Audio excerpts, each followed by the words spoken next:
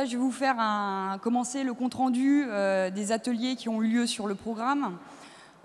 Juste tout d'abord en préambule, le programme et la manière dont ça a été abordé et autour du principe de construction, c'est fait autour notamment de 3 éléments. La question des besoins, la question de la démocratie et la question du financement, ce qui permet de définir un fil rouge sur la construction programmatique. Le deuxième aspect du programme qui a été très largement abordé se situe autour des questions des inégalités, qu'elles soient sociales, qu'elles soient territoriales, et qui permet du coup de donner un angle d'attaque sur les propositions programmatiques qui vont suivre. Bien évidemment, ce qui a été dit aussi très largement, c'est que le programme doit s'articuler autour d'un discours de politique générale et doit être crédible et finançable en rupture avec les politiques d'austérité. Donc pour entrer dans les propositions concrètes, je vais vous faire un très court résumé de trois thèmes qui ont été abordés. Le premier sur les questions de finances et les questions d'économie ont été abordés comme axe de proposition une meilleure redistribution des richesses entre les différents départements de la région. La question de la fiscalité a été également abordée par le biais du contrôle démocratique de l'utilisation des deniers publics, notamment par le biais de contreparties. Un développement de l'économie sociale et solidaire et un développement du coworking. La favorisation de reprise en scope par le biais de la création d'un fonds régional. Une sanctuarisation des budgets sociaux. Sur la thématique de l'urbanisme et de l'aménagement, ce qui est revenu assez largement, c'est la préservation des terres agricoles et notamment des petites exploitations, ainsi que des domaines forestiers. Une grande question s'est posée autour de comment la région peut contrebalancer la métropole du Grand Paris. Et enfin, comment avoir un aménagement raisonné, notamment en évitant l'extension de zones pavillonnaires et de combattre les logiques de cluster. Ce qui revient à poser la question de quels peuvent être les projets utiles dans la région. Dernière thématique qui a été largement abordée, c'est la question des solidarités, notamment par l'insertion des réfugiés, qui est une question qui est plutôt brûlante en ce moment. La question de la place des femmes, qui sont les premières touchées par la pauvreté, et ce qui permet de raborder d'autres questions et d'autres thématiques très grandes, notamment sur les questions de logement, sur les questions d'aide sociale et du mode de garde des enfants.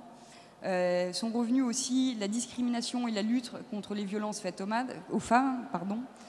La question du mieux vivre ensemble est également très largement revenue dans les diverses tables, et notamment en termes de propositions pour le coup concrètes, est revenue aussi l'extension du principe de tarification sociale, comme ça a été fait sur les cantines des lycées d'Île-de-France, pour limiter les différentes inégalités liées à l'enfance et à l'éducation. Et enfin, dernière proposition avant de passer la parole à mon collègue, sur la question des ressources humaines de la région et des emplois des employés régionaux. Il a été demandé à ce que la région soit exemplaire dans l'emploi de ses agents et bien évidemment sur la lutte contre la précarité de ses agents. Merci. Bonsoir. On ne peut pas donner toutes les idées qui ont pu être émises, mais je vais, aller un peu dans les détails des différents services publics.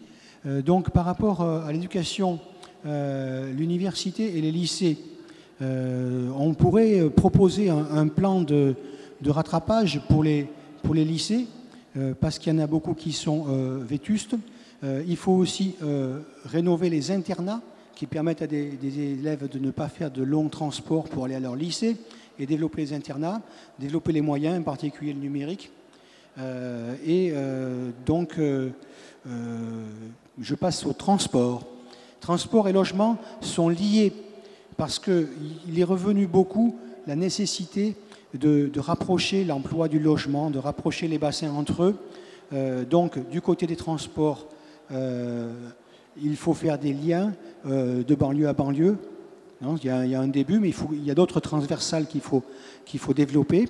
Il faut aussi, sous l'aspect économique, pour les travailleurs, les salariés en priorité, aller vers la gratuité complète des transports publics. Je passe au logement. Aujourd'hui, on a 43 000 logements qui sont créés chaque année en Île-de-France, alors qu'il en faudrait 100 000. Et donc, ça doit être un objectif important de la région. Et en plus, parmi ces logements créés, les logements sociaux sont en minorité. Donc, il faudrait augmenter la proportion de logements sociaux. Et ça, la région n'est pas désarmée. Elle dispose de places dans différents organismes, en particulier pour le foncier. Il faut que la maîtrise du foncier soit utilisée par la région pour faire du logement social.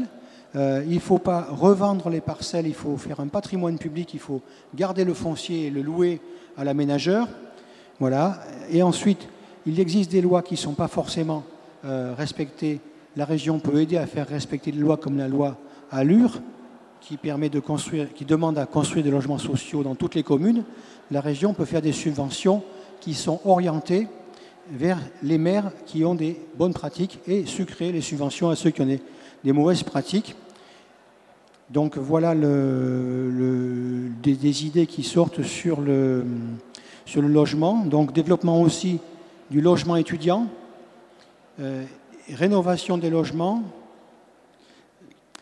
Voilà. Alors en ce qui concerne la santé, on est, comment dire, devant une espèce de monopole du pouvoir par les ARS.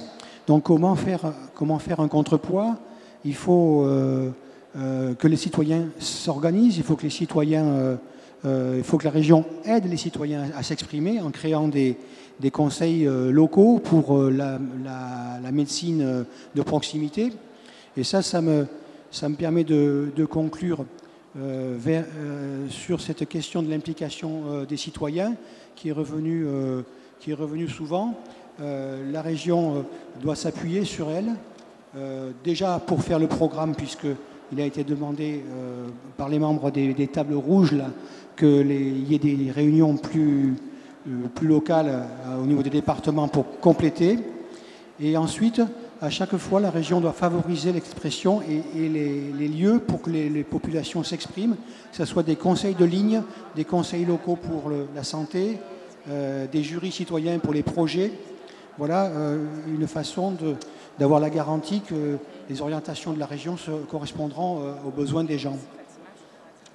Merci.